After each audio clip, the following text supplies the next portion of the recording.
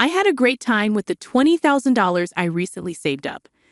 After returning from a week-long trip overseas, my mother-in-law Isabella called me excitedly, mentioning something about saving $20,000. I was puzzled because I didn't remember having such a large sum. As a freelancer, I do have some emergency savings in my bank account, but I don't usually keep that much cash. Plus, my banking card was right here, and no one else should be able to withdraw such a large amount without my knowledge. Isabella claimed she took the money from the sideboard drawer, assuming we were rich. I thanked her for her good intentions but didn't understand why she thought I had given her the money. After this brief conversation, I wondered where the $20,000 came from. The mystery was solved when Anthony, presumably her husband, returned home a month later. Fast forward to a month later, and Isabella made over 80 calls, which I ignored. When I finally answered, she accused me of something, and I didn't quite understand. It seemed like she was upset, but I couldn't figure out why. Isabella's persistent calls became annoying, and when I finally answered, she started blaming me for something. Confused, I realized she was reaping what she had sown. Isabella's voice echoed loudly through the phone speaker as I learned her name was Scarlett, a 32-year-old freelance jewelry designer. I really want children, but my job keeps me very busy. My husband, Anthony, who is the same age as me, used to have a regular job, but now he helps manage my work. When we got married, I wasn't making much as a designer, and we relied on Anthony's income. However, as I turned 30, my work became more stable, and I needed help managing my schedule. Anthony, who had a good position at his job, decided to quit and join me as a business partner. With his help, we now have deals with famous international brands. Although we face challenges as a couple, the main issue is Anthony's mother, Isabella, who lives alone in his family home. Isabella thinks we're living a luxurious life and often asks for money. She believes we live extravagantly, attending fancy parties and dinners with company executives. While these events are part of my job as a jewelry designer, Isabella sees them as leisure. She even asks for money to throw a party for her friends. I can afford to give her money, but it's not as glamorous as it seems. These events are expensive, and I have business obligations that I can't refuse. We're now living in luxury. It's all part of our work, dressing up beautifully and eating at expensive places. Isabella often expresses her envy towards us with a hint of sarcasm. Despite my continuous refusals to her requests, Anthony, being her son, sometimes gives in and hands her money. He believes it's a small price to pay to keep her quiet and avoid interruptions to our work. However, Isabella's demands only increase, leaving both of us frustrated. Recently, Isabella came over and pestered Anthony about buying a new dress for an upcoming gathering. Despite suggesting a more affordable two-piece suit, she insisted on an expensive dress for the fancy party. I believe proper attire, whether old or new, shouldn't matter, but Isabella makes a fuss. She also added that she needed a matching bag and was counting on us for that. To address Isabella's constant money demands, Anthony set up a credit card in her name, telling her to use it for her expenses. Initially, she overspent and got warned by Anthony. He then asked her to report before making significant purchases. However, Isabella continued to overspend, once even buying an expensive ring without prior notice. The bill became astronomical, and Anthony, who was paying the bills, couldn't afford it. Isabella seemed to think the credit card meant endless spending without consequences. Anthony, frustrated with the situation, decided to put a limit on her card spending. Isabella stormed in, complaining that she couldn't pay for her recent shopping, not realizing the financial strain her overspending was causing us. "We've lowered your monthly limit, but it's still enough, right?" Isabella challenged, questioning the fairness of our lifestyle. She argued that her desire for fun and luxury wasn't much different from our work-related dressing up and attending fancy places. We explained that events like product launches and parties were part of our job, often taking place in luxurious venues. However, Isabella perceived it as us having fun rather than working. Since putting a limit on her credit card, she had quieted down a bit. Occasionally, she would come to our house and complain to Anthony, but life went on without major issues. As the year-end approached, a foreign brand approached me with a proposal to expand our business overseas. Excited about the opportunity, I saw it as a chance to join the ranks of top-tier designers. Anthony, handling things as my manager, saw it as a rare opportunity we had to take. However, there was a concern about Isabella. Given her past behavior, it was plausible that she might want to come with us. When we told her about our plans that weekend, she reacted just as we predicted. Isabella insisted we were trying to trick her and live even more lavishly overseas. Anthony tried to explain that it was for work, not leisure, but Isabella wouldn't give up, fearing we planned to move there permanently. "We'll come back after our work settles down overseas," I reassured Isabella. She seemed worried that our plans would leave her behind. Both Anthony and I were exhausted from this circular argument. We couldn't take her with us, but Anthony, worn out from convincing her, suggested paying for a week-long trip for her instead. "Really? Are you sure?" Isabella half-happily accepted, and Anthony promised to cover her flight and hotel expenses. However, the peace didn't last long. A few days later, while Anthony was busy with overseas arrangements, Isabella visited our house. "Anthony said that, but I want to shop over there too. Can you give me some money?" she requested. I asked about the card Anthony had given her, and she admitted he had taken it away, fearing she might misuse it with different currency rates overseas. I explained that I couldn't give her money without Anthony's approval. Isabella left, raising her voice, and over the New Year's, she went on a 7-day trip abroad. Upon her return, Isabella revealed an unbelievable truth. She called me excitedly, sharing her experiences and mentioning she had overspent on souvenirs. Feeling fed up, I asked about the money she claimed I had saved up for her. I had no recollection of such money, and the situation took an unexpected turn. I had some savings in my bank account for business emergencies, but Isabella couldn't possibly withdraw cash from it. Despite what she claimed, I had no memory of it. She said she found $20,000 in our house's sideboard drawer, and I was confused about why such money would be there. I couldn't imagine us keeping such a large amount of cash at home. I told Isabella that if she took money from our house without permission, it amounted to theft, even if she's family. I emphasized the seriousness of the situation, especially if Anthony had set the money aside for an important deal. There hadn't been any disruption in our business dealings or payments while Isabella was on her trip. Isabella nonchalantly admitted to using the money, saying, "I'm telling you now that I used it." I pointed out that taking someone else's money without permission is a crime and expressed my concern about her entitled reasoning.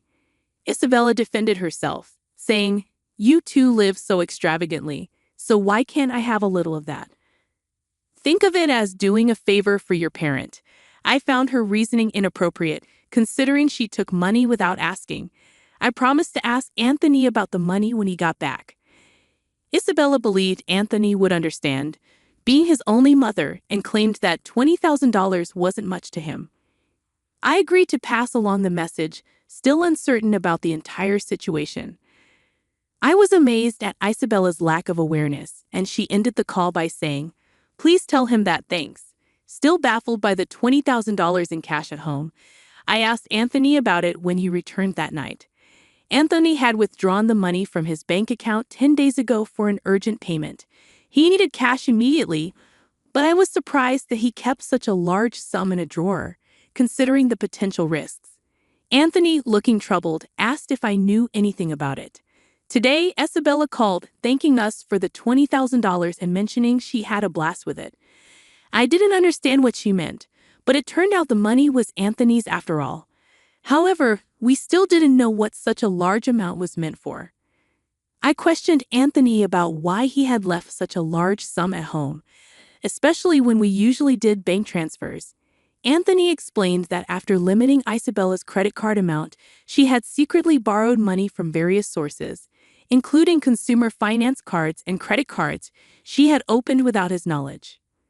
When Anthony discovered this, he took all her cards and prepared the cash to repay Isabella's growing debt. Although he gave her the cash, he knew she might spend it recklessly. The situation became clearer, but the mystery of Isabella's actions remained. I planned to pay the institutions directly through bank transfers, but Anthony preferred fewer records in our bank accounts for the sake of trust with our business partners in bookkeeping. So he decided to withdraw the cash and pay individually. Supporting Isabella's overseas trip was like a parting gift, knowing we wouldn't be able to take care of her like before after moving abroad. As time passed, Isabella's calls to my mobile phone became frequent, almost 80 calls every day. Anthony had advised me not to bother with her, but the persistence made me concerned. One day, Isabella's voice sounded almost like a cry as she apologized for bothering me during the busy moving preparations. She explained that she was receiving payment demands almost every day, and Anthony seemed to be blocking her calls. Isabella couldn't get through to him and pleaded for my help, saying I was her only hope. I was surprised that Anthony would take such a drastic step with his own mother. If he had used the money he prepared to pay off Isabella's debts, this situation might have been avoided. Now, Isabella was inundated with collection letters from finance companies and consumer lenders, facing non-stop collections calls and seeming helpless to do anything about it. It was a scene I had only seen in dramas before. I mentioned it to Anthony, but I couldn't predict his response. Isabella pleaded for help, saying it was a son's duty to assist his mother. The call ended, and I told Anthony about it when he returned home, but he dismissed it coldly, stating that Isabella wasted the opportunity herself. Despite the continued calls from Isabella, I decided to block her number, following Anthony's lead. While I wished I could help, being Anthony's mother meant there was nothing I could do if he had chosen to ignore her. As the day of our move overseas approached, I needed to finish packing. Looking around the still cluttered room, I couldn't shake the lingering feeling of helplessness in the face of Isabella's predicament. It turned out that Isabella had to sell her house to settle her debts. In addition to the $20,000 Anthony had intended to use for repayment, she had hidden even more debts. The amount was so substantial that even after selling her land and house, she couldn't fully clear it. The total balance was unimaginable. Our family home was gone, and Anthony, though somewhat sad, acknowledged there was nothing we could do. Losing the house where one grew up must have felt like a significant loss. Anthony, having lost his place to return to because of his living mother, must have been feeling a deep sense of loss. Isabella now lived in a cheap apartment, struggling to repay the remaining debts with her part-time job. At her age, finding work must be challenging. I felt a bit of sympathy for her. However, the consequences of her spending led to this, so she was to blame. Even for the elderly, taking responsibility for their actions is necessary. Despite the challenges, my business was thriving overseas, and the move had brought more inquiries from other brands. I received offers from unexpected places, something I couldn't have imagined back home. Although it was all appreciated, I was so busy that I barely had time to sleep. Anthony, too, was occupied with various tasks. At this rate, having children was still a distant thought. I pondered this as I gazed at the foreign cityscape outside the window. Mom, hey Mom, wake up. I was suddenly shaken awake, my eyes barely open to see my daughter's anxious face looming in my blurry vision. Slowly, I sat up and asked her, "What's wrong? Did you have a nightmare?" "No, Mom, please. We need to run away from Dad now, hurry." With that single word, my groggy mind snapped to alertness. What followed was a shocking revelation from my daughter that left me dumbfounded. My name is Sarah. I'm a 35-year-old ordinary woman who works while raising my 7-year-old daughter, Emily.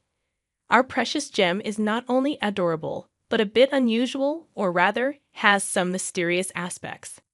Mom, you're forgetting your umbrella. Despite the weather forecast for the day being partly sunny with clouds, I was stopped by my daughter as I was about to leave the house. "It's fine. There's only a 10% chance of rain today."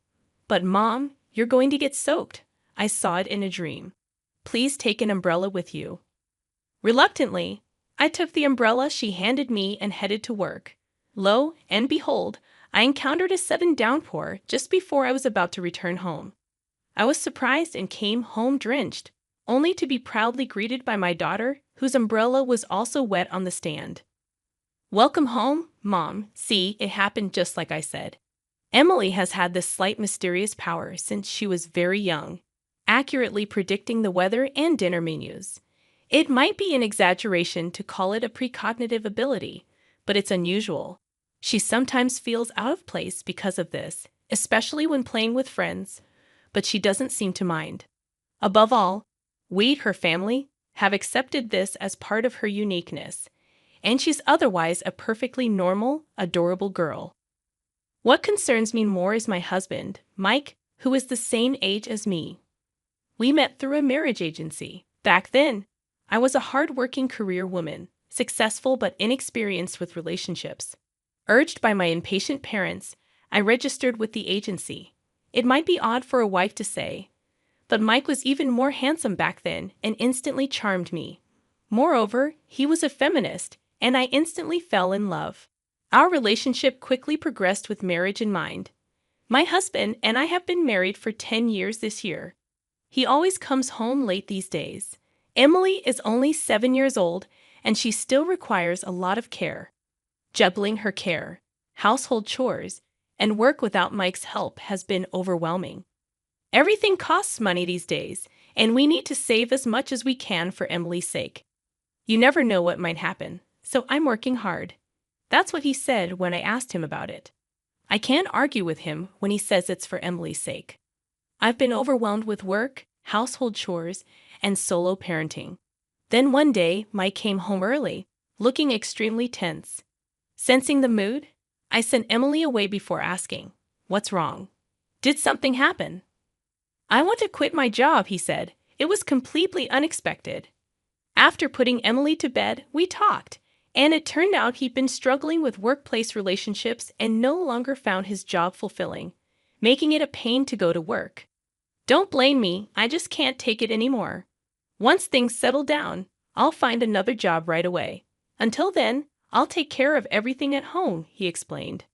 I didn't want him to quit, but forcing him could lead to worse outcomes. Reluctantly, I agreed to his request. Before long, I got serious about my job, and my husband became a stay-at-home dad. His way of doing household chores and cooking was, to put it mildly, a bit sloppy compared to when I did them. What particularly bothered me was the meals. I came home around 9 o'clock at night when my daughter went to bed and ate my husband's homemade food.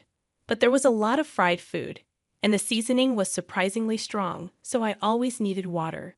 The first time I ate it, I couldn't help but confront him. "What is this? You didn't feed the same thing to our daughter, did you?" No, I made sure to prepare something with lighter flavors for the kid, and I kept the portions appropriate. I thought you'd appreciate something with a bit more flavor after a long day. Too much fried food, not enough vegetables, and the soup barely tastes like anything. I'd be fine with lighter seasoning for kids, and I wish you paid more attention to balancing the meals, I complained. Despite my repeated comments, the seasoning and menu hardly changed. If I tried to leave anything uneaten, he'd say, "I'll save it for our daughter to eat tomorrow." That's a joke. I'd rather eat it myself than let our daughter have it. Reluctantly, I finished my meal, and as an apology, he started offering dessert after dinner. He also began preparing a nightly drink and snack, calling it a nightcap, thinking it would please me. I hadn't been much of a drinker or late-night snacker before, but I couldn't outright reject his kindness.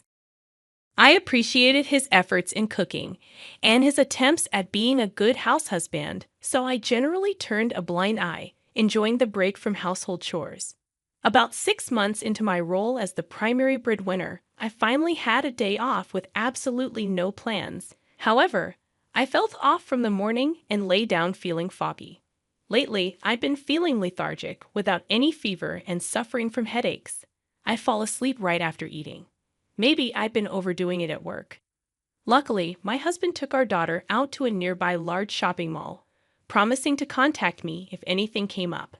Grateful for his thoughtfulness, allowing me some much-needed rest, I was dozing off. I'm back. I woke up to the sound of the front door and my husband's voice. I realized it was already evening. I had slept through the day without having lunch since before noon. Welcome back. Sorry, honey, I couldn't play with you today. Did you have fun?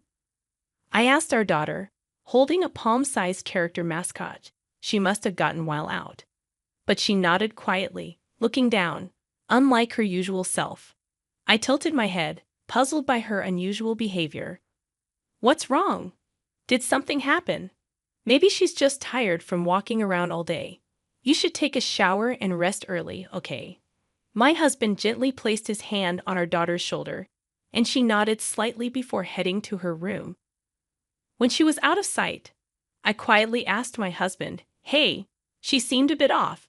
Did you scold her or something?" "No, I didn't do anything. I think she's just tired. Anyway, about dinner." I tensed up at his words. I was frankly fed up with his cooking. "You know I'll cook tonight. I've had a restful day and feel energized." "Oh, okay. Then I'll prepare the nightcap. I even bought dessert as usual," he smiled, lifting a bag that clearly had the logo of a famous cream puff shop. "Let's make tonight's meal low-calorie and nutritious." Later, we had dinner together and decided to sleep together for the first time. Though she smiled when it was just the two of us, I could tell she was anxious and wanted to spend as much time together as possible. "Mom, I have something to say." In the privacy of our bedroom, wrapped in blankets, my daughter whispered in a voice so faint I almost missed it. What is it?" "Please don't drink any alcohol tonight," she said. What could this be? Another instance of her slight precognitive ability? Nodding in response to my daughter's serious gaze, she closed her eyes, seemingly reassured. So before my husband could prepare our nightcap, I went to bed and decided to sleep early. Surely he wouldn't go as far as to wake me up for a drink. If he tries to wake me, I'll just pretend to be asleep. With that thought in mind, I closed my eyes. "Mum, hey Mum, wake up." I was suddenly shaken awake, my eyes barely open to see my daughter's anxious face looming in my blurry vision. I realized I had actually fallen asleep, my vision blurry as my daughter's anxious face came into view.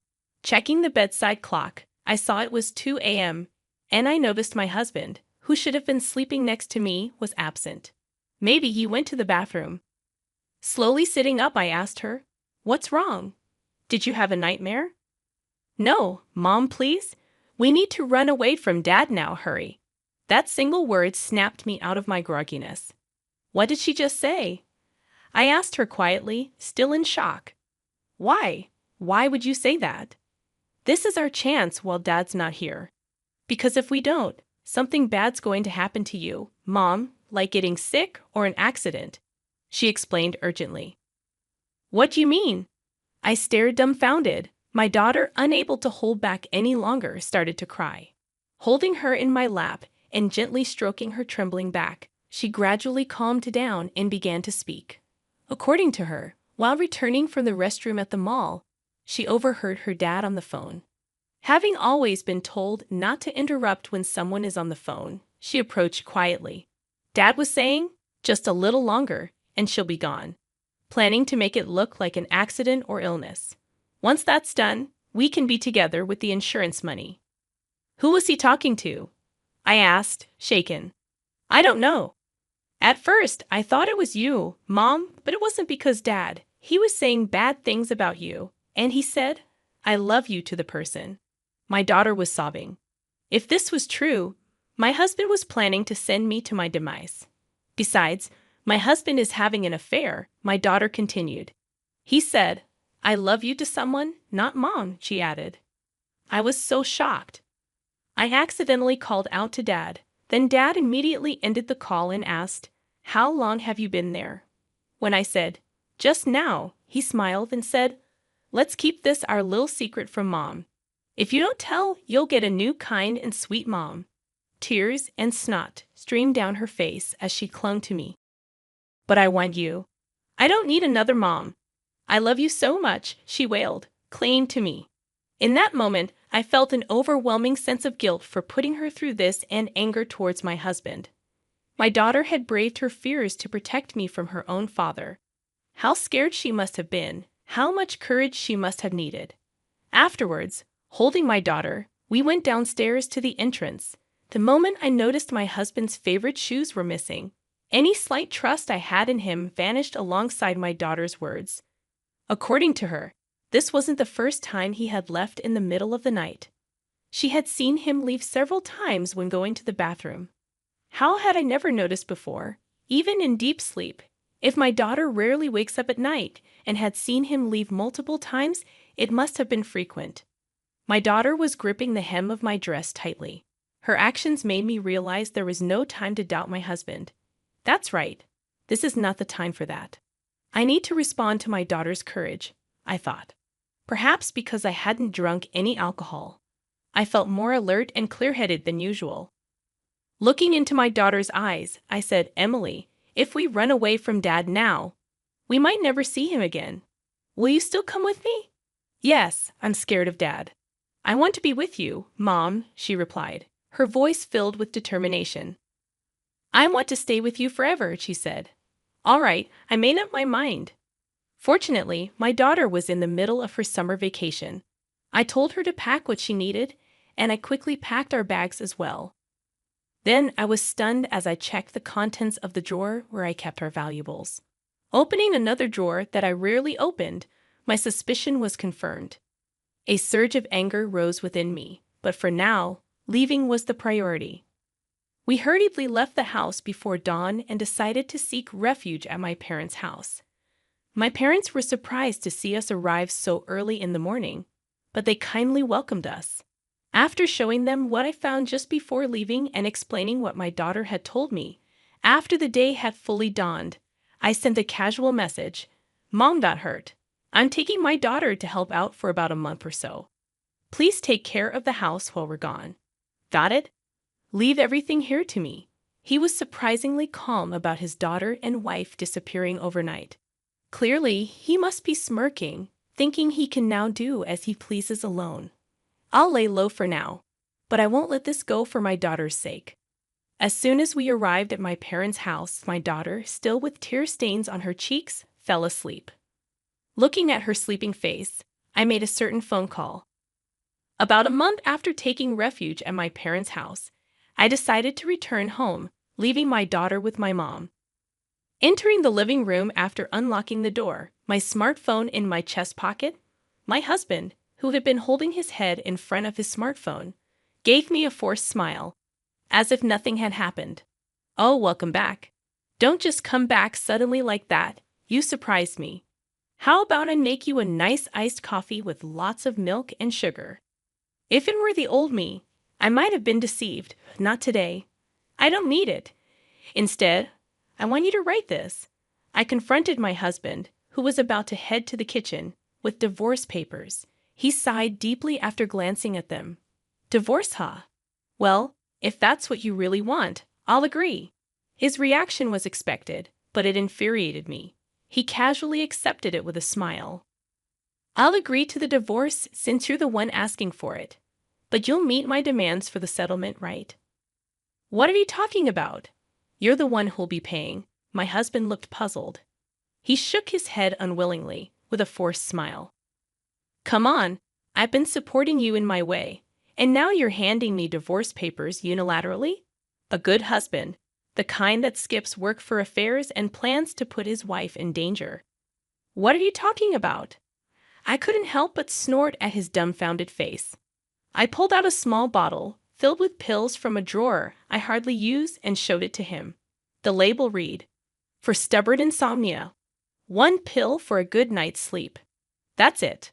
I bought it because I couldn't sleep well. It's obvious if you look at it. The amount hasn't decreased since I left. I'd opened and took pictures of everything before I left. Want me to compare? Don't talk nonsense. Besides, where's the proof that I gave those to you? Everything you've been doing with your mistress. I know all about it, I said, returning to my seat with the bottle in hand. Pulling an envelope from my bag and spilling its contents, my husband froze in shock.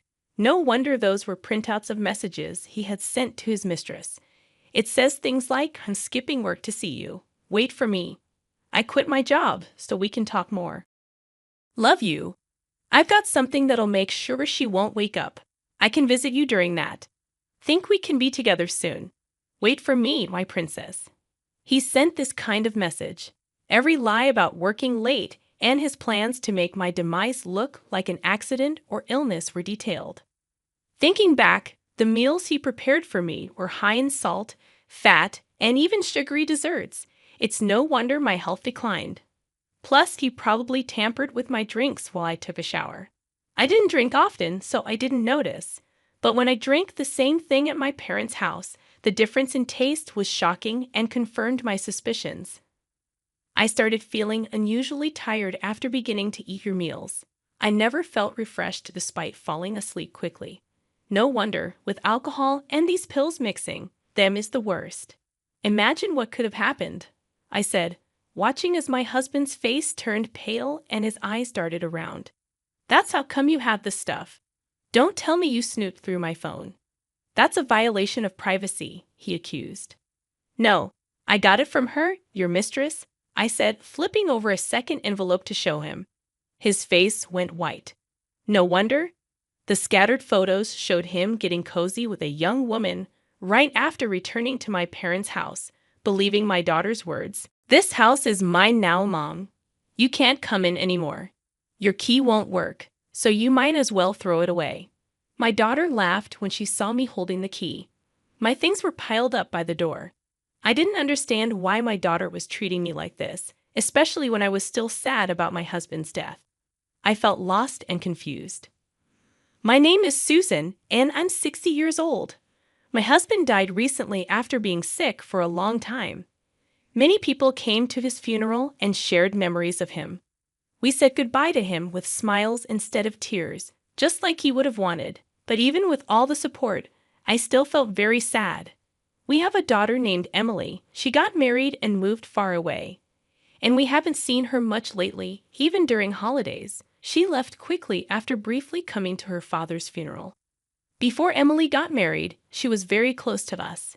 She always said she couldn't stand the idea of living far away from us, even though we encouraged her to live independently after finding a job. She believed that meals tasted better when the family ate together. I usually came home late from work, so we made sure to have meals together on my days off. Maybe Emily said this to cheer up her father, who was getting weaker because of his illness. We were really happy and thankful for Emily's thoughtfulness. Then, Emily suddenly told us she was getting married and quickly got the marriage paperwork done. After that, she left our house in a rush. We were confused by her sudden decision. We only met her partner once and had a brief conversation with them. It seemed like they truly loved each other, and we only wished for Emily's happiness without interfering in their relationship.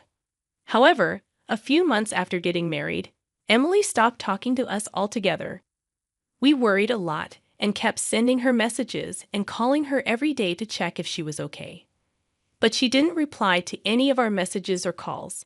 Finally, when she did answer, she sounded annoyed and told us to stop bothering her. She even joked about only talking to us if we sent her money. During the day, she sounded like she was drunk and slurred her words.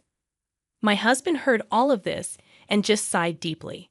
Emily's behavior seemed to be influenced by her husband, Ole. After that, my husband never brought up Emily again. Some years later, Emily shamelessly asked us for money because she was having financial problems. That was the last time she and her father saw each other. Over the years, my husband and I made many memories together. We traveled and picked up new hobbies whenever he was well enough.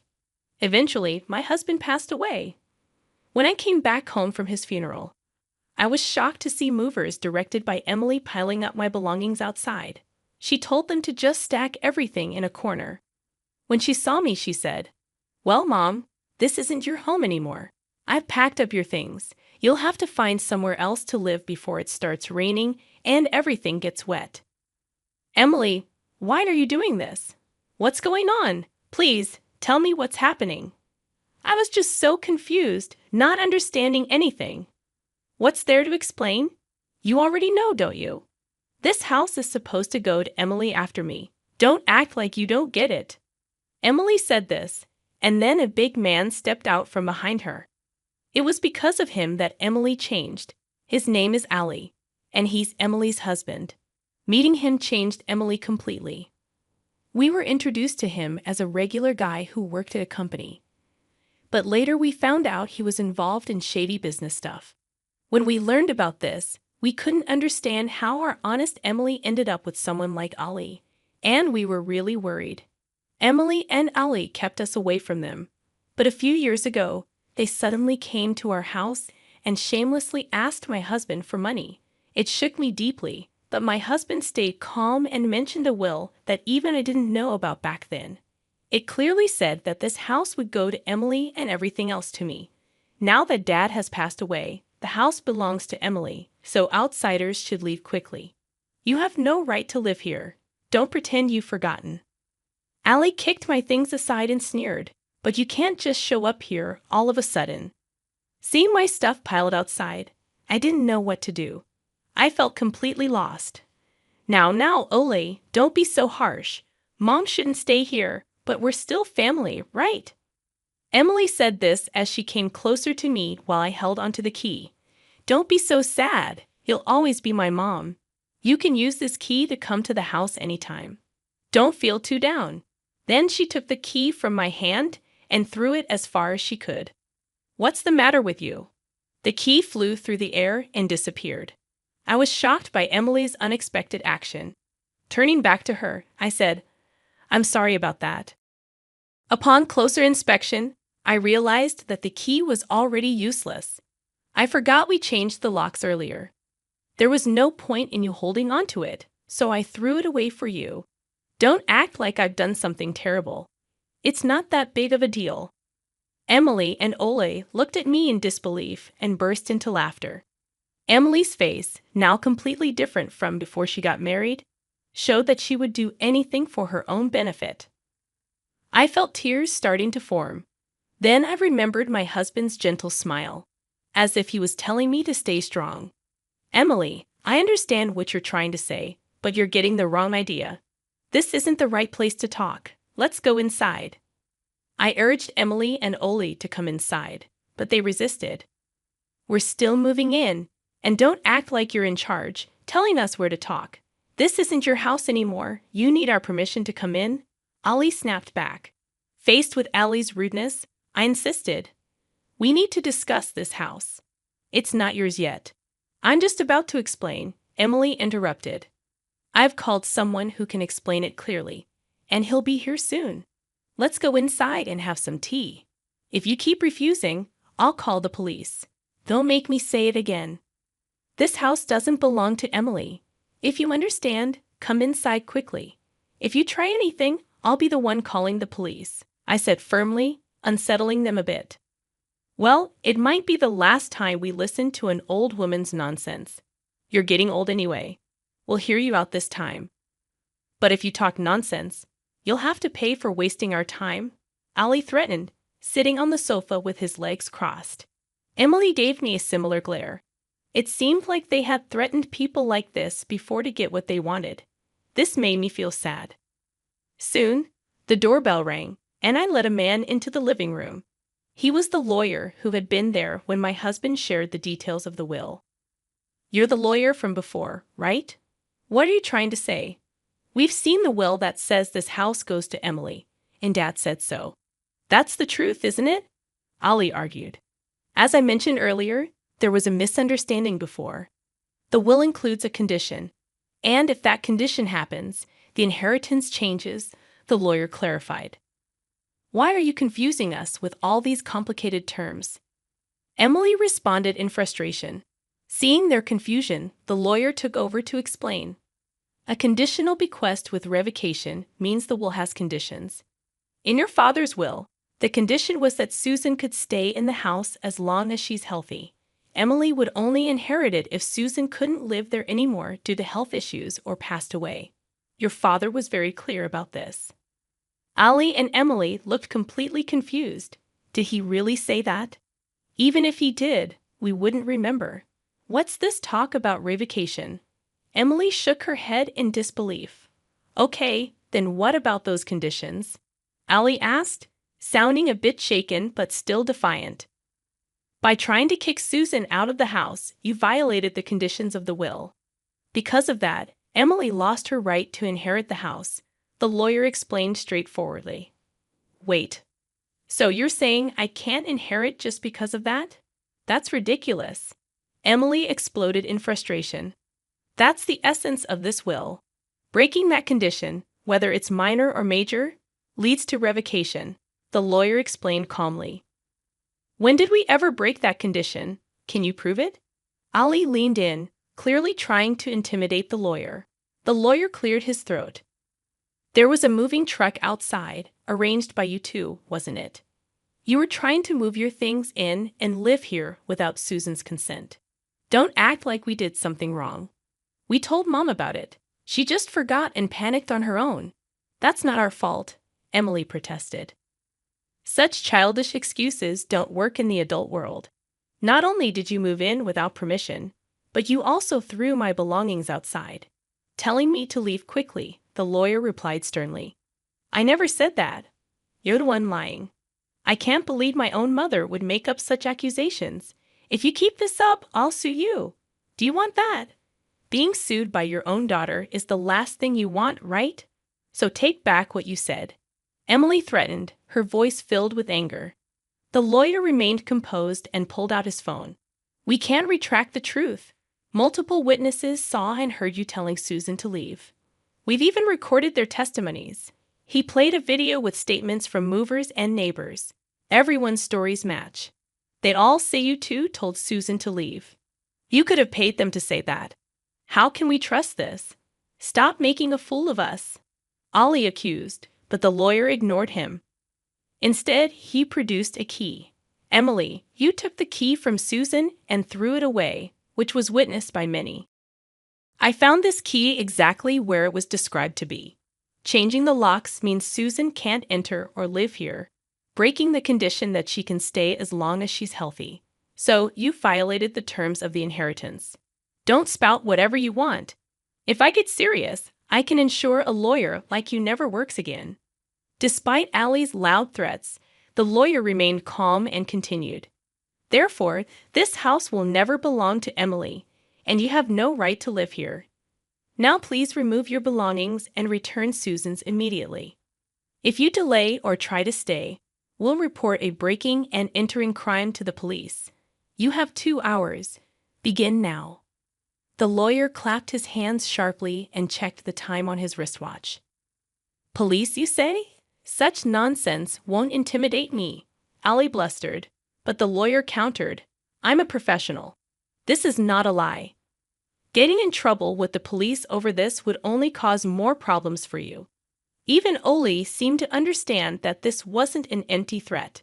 Oh no! Oli and Emily began sweating profusely and quickly got up to start moving their things. It seemed Ole was more bark than bite, like a big guy with no courage. I'm sorry. We'll put everything back right away, so please don't call the police, okay? Please? Emily pleaded sweetly with the lawyer and yelled at the movers outside to reload the truck.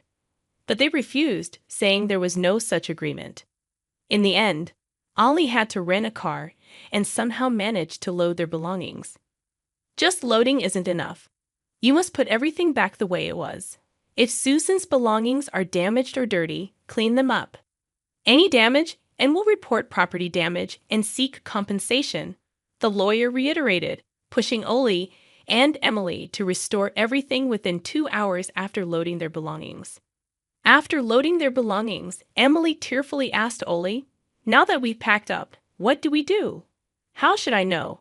It's because of your dad's strange will," Emily sharply retorted, blaming Oli for not paying attention to the will properly. Despite their argument, they drove off, leaving the scene. I thanked the lawyer profusely and returned to my home filled with memories of my husband, feeling relieved. Later, I heard that Oli and Emily had caused trouble in their previous town and moved to our house, almost like a secret escape. They had targeted me for inheritance money, but now they were gone. Emily, staying with Oli, seemed destined for a life of repeating mistakes. It pained me, but it was the path Emily chose. If they ever regretted their actions and wanted to live honorably, I'd be willing to help. My husband had mentioned something like this. For now, I'll enjoy my time in our shared house, perhaps even trying skydiving, something my husband had wanted to do. Looking up at the stars in the night sky, I felt my husband encouraging me, and I gently wiped away a tear.